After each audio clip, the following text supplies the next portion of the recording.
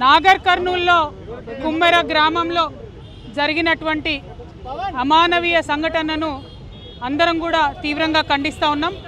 ప్రధానంగా కుటుంబ సభ్యులందరూ కూడా మరి చాలా పట్టుదలతోని పాప ఏదైతే 2 నెలల పాప మరణించిందో ఆ చావుకు న్యాయం జరిగేంత వరకు ఆ చావుకు ఆ చిన్న బిడ్డ చనిపోవడానికి కారణమైనటువంటి వారికి శిక్ష పడేంత వరకు మరి మేము పట్టుబట్టి పోరాటం చేస్తామని కుటుంబ సభ్యులందరూ కూడా చెప్తా ఉన్నారు.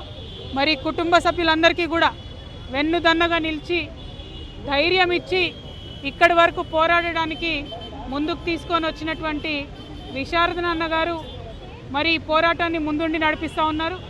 వారికి మద్దతుగా తెలంగాణ జాగృతి కూడా మరి ముందుకు నడవడానికి మేము రావడం జరిగింది. ప్రత్యేకించి మేము కోరేది ఒకటే, పాప మరణించింది, దానికి సంబంధించిన ఏ ఒక్క సెక్షన్ కూడా కేసులలో పెట్టలేదు. మరి అక్కడ జరిగినటువంటి సంఘటనలో అనేక కోణాలు ఉన్నాయి, దానికి సంబంధించి ఏ ఒక్క సెక్షన్ కూడా పెట్టలేదు.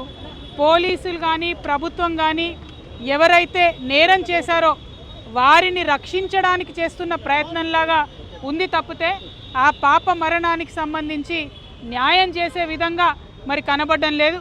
మరి తల్లి మౌనిక కావచ్చు, యావత్ కుటుంబం కావచ్చు, వారికి మేము ప్రగాఢంగా సంతాపం తెలియజేస్తూ ఉన్నాం. ఈ రాష్ట్రంలో 2026వ సంవత్సరంలో ఇంత కుల వివక్షతోని ఇంత దాష్టికం జరగడాన్ని మాత్రం నేనొక ప్రజాప్రతినిధిగా ఉన్నటువంటి వ్యక్తిగా, ప్రజల్లో పోరాటాలతో సంబంధం ఉన్నటువంటి వ్యక్తిగా సిగ్గుపడతా ఉన్నాను.